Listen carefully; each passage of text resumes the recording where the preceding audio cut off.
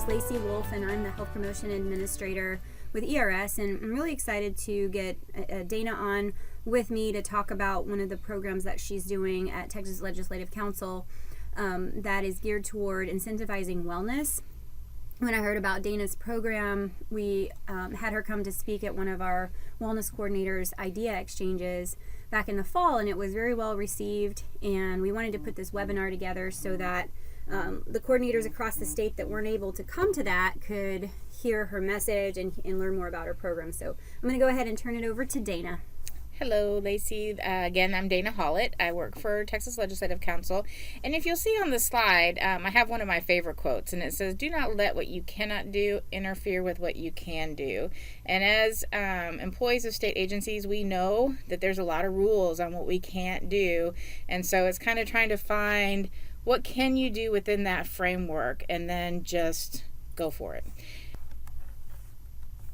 So we had kind of your standard wellness program. We had some lunch and learns. We kind of gave away tchotchkes every once in a while for if you attended things or had a raffle.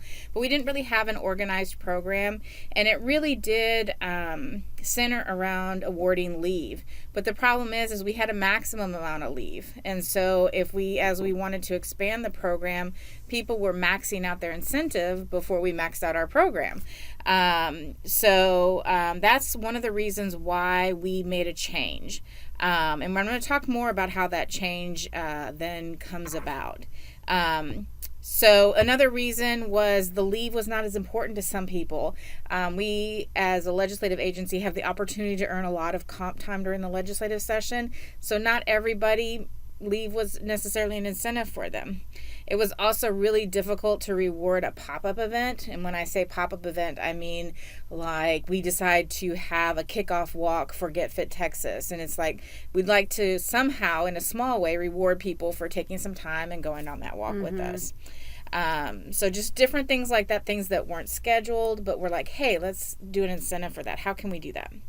And then we wanted to expand the wellness program, and that current system of awarding leave was just too limited. We wanted to have a more diverse programming. We wanted lots of opportunities to learn, to be able to get an incentive, but we were maxing out on our leave. I know that when I was at DPS, we struggled with the leave as well because our state troopers, they couldn't take the leave they had, and I'm sure it's similar across many agencies where leave isn't always the incentive, and there's, so this is a great program that's going to really highlight some different things that you can do to incentivize people getting engaged. So basically the two types of incentives we now have with our current program are wellness tickets and time off. And wellness tickets are basically that reward that people get for attending a lunch and learn, for doing any types of challenges that we have. We have meditation challenges, we have blood pressure challenges, where people take their blood pressure over 3 months and they can get a ticket. So the tickets are the incentive for a lot of the different things that we do, and I'm going to tell you in a minute what they can do with those tickets. Even getting a flu shot, we give people a ticket if they get a flu shot with us. The other thing is that traditional time off. So, for example, Get Fit Texas completion. They get the 4 hours that's kind of recommended. It'd be too difficult to hand out tickets to everybody who did the Get Fit challenge, but it's easy to just give them leave. Right. So a lot of it has to do with what's manageable to kind of oversee. Attending a wellness fair, physical with health assessment, that's also just leave, mainly because it's in statute. Then the ticket exchange, so that brings us back to what do you do with the tickets? Well, you can use those tickets to get leave.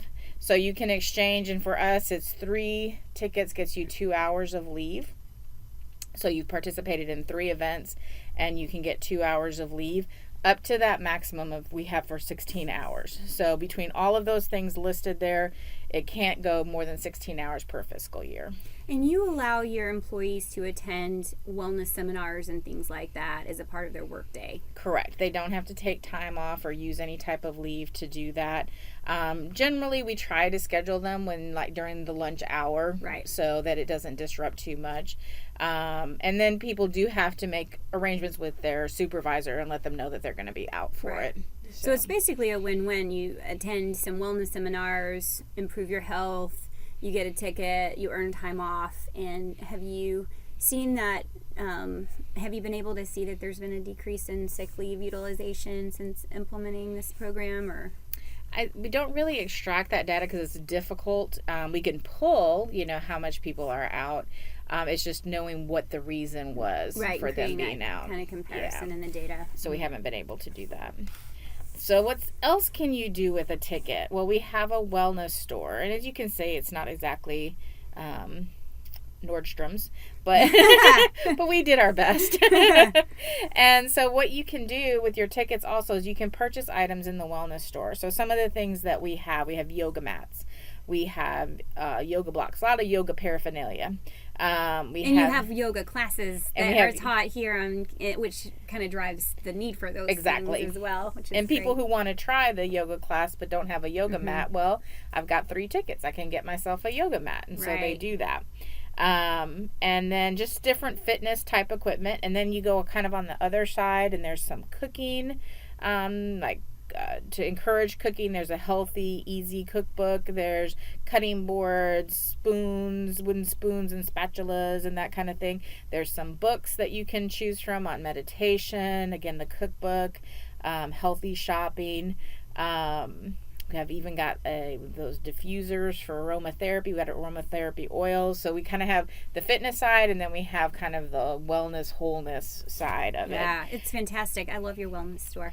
And so, and basically it equates to a lot of people ask, how did you decide how much it costs for something? Mm-hmm. And so basically anything that's about $5 is 3 tickets. Right.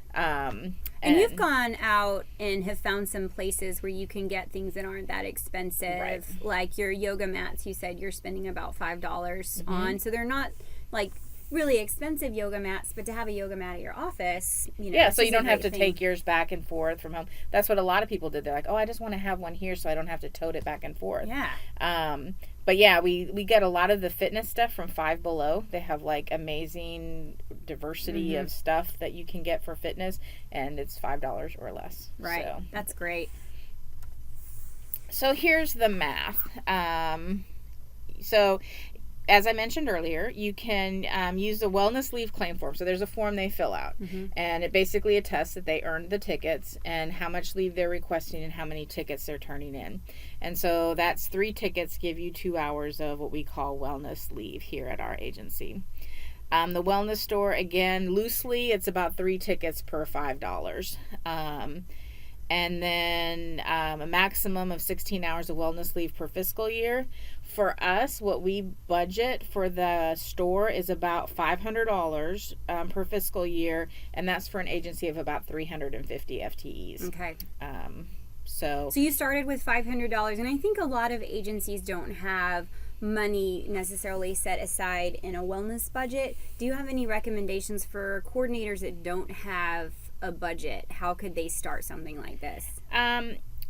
Well, there's some things, honestly, in our wellness store that I got for free. Right. Like we have a bunch of those hot cold packs that Health Select was giving out during open enrollment, and they just, they had leftovers at open enrollment, and I asked if I could take them, and so those are a ticket, and I've had people purchase those because if you didn't go to the enrollment fair, they're really nice. They are nice ice packs. Yeah, really nice. And or hot cold packs, and so different things like that. So sometimes I know that we had participated in an event and gotten a Fitbit as a reward, and it was like, it actually honestly sat in my drawer for 2 years because I had no idea how was I going to give away one Fitbit, and so that went into the store. So you can kind of find things.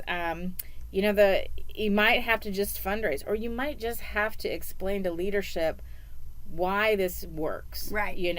We here at council kind of weren't able to do that, but had a lot of support to try something new.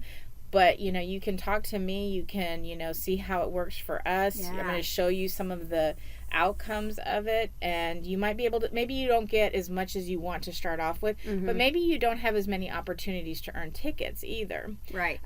Because you're going to start, you don't want to start with more than you can handle. You want to grow. We already had a fairly robust program when we started it. So we had to have a lot of stuff in our store, because I would guess people had the opportunity to earn probably 15 or 20 tickets that first year. Wow. So there had to be stuff in there. Right. But if you only have, like, you know, opportunity to, because not everybody's going to do everything, of 10, and then, you know, and depending on how focused on leave your employees are, if you have people that really want leave, they're not going to go to the store. So the initial stock does not have to be that much, because you want to kind of play it by ear. Like, I had no idea we would go through 20 yoga mats. Wow. I mean, I didn't see that coming. Right. You know? Right. So we just stocked a little bit to start off with, and then added what seemed to be the hot sellers. Okay. Yeah, that's a great idea. You know, the fundraiser idea, I love. That's one of the things that we have done at ERS, is we would have fundraisers for our wellness committee, our work-life wellness committee, to do other things. And so, you know, it's not an easy thing necessarily to put together, but it's definitely doable. I mean, we don't want to necessarily be doing like cake bake sales for wellness, but something that, you know, like a fun run or a walk, and you know, donate $5 to participate, and that's going to support the... Or even we're planning on doing, at some point after session is over, a book sale. And what happens is everybody's got books at home and no shelves, and they, you know, especially readers. And so I personally always look for places to donate books.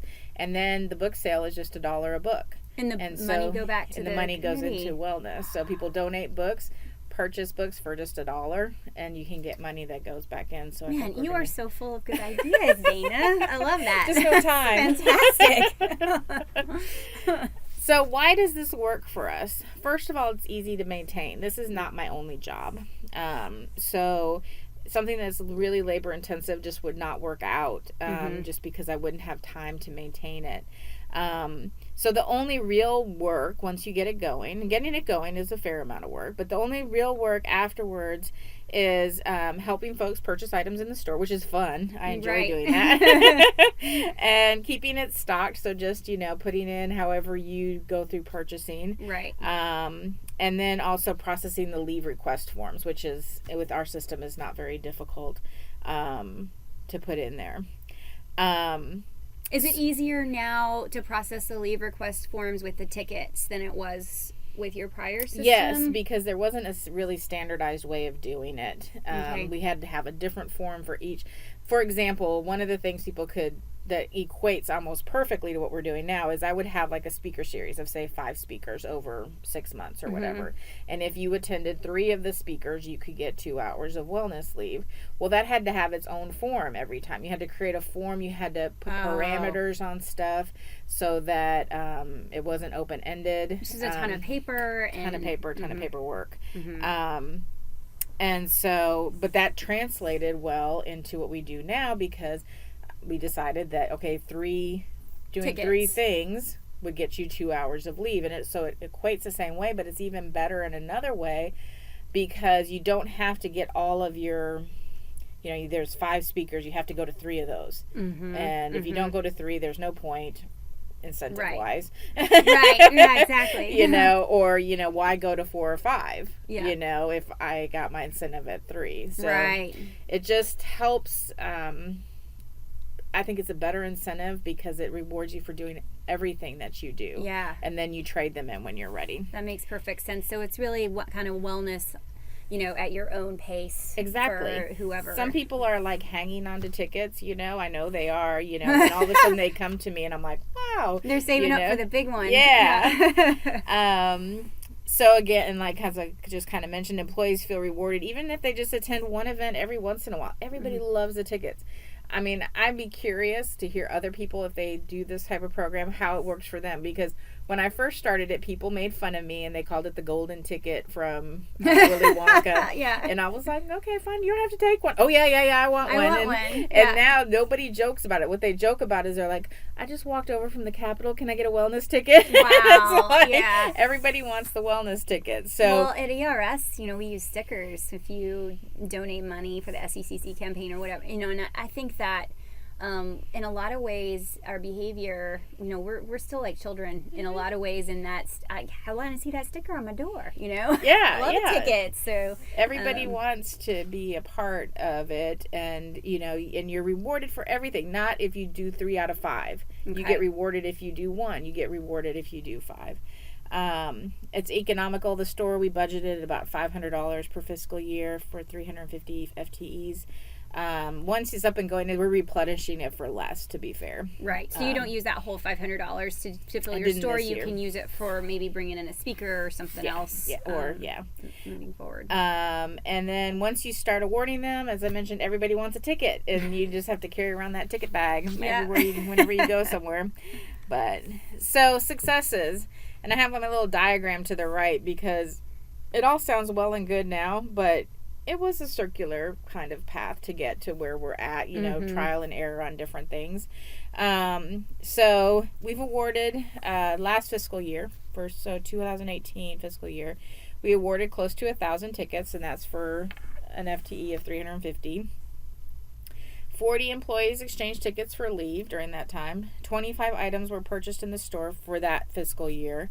It might not, when you look at the numbers, you might be like, well, is that really that successful for an agency of 350? So it works out when you start getting into the weeds of it that about 20% of our employees are trading in their tickets. But there's people out there that may not have hit the threshold that they want to for the leave, but they still have participated. Mm-hmm. So my ballpark, as I always say, is I think we have like about a third of our people participating at some point during the year. That's great. And then because of the successes we had, our budget was increased for fiscal year 2019. Mm-hmm. And not just for the tickets in the store, but also just for programming, because people started talking about how much they enjoy different stuff. And when people start talking about it, then leadership says, this could be something that helps us retain our employees. This could be something that helps our employees be healthier and happier at work. We aren't able to track the attendance, which would be nice. But, I always say that my goal for our program is to have happy, healthy employees. Yeah, it's a culture you're building of health over here, and you can definitely feel that. I do a lot of work over here, and I do think that all of these programs reinforce, that vision of building a culture of health.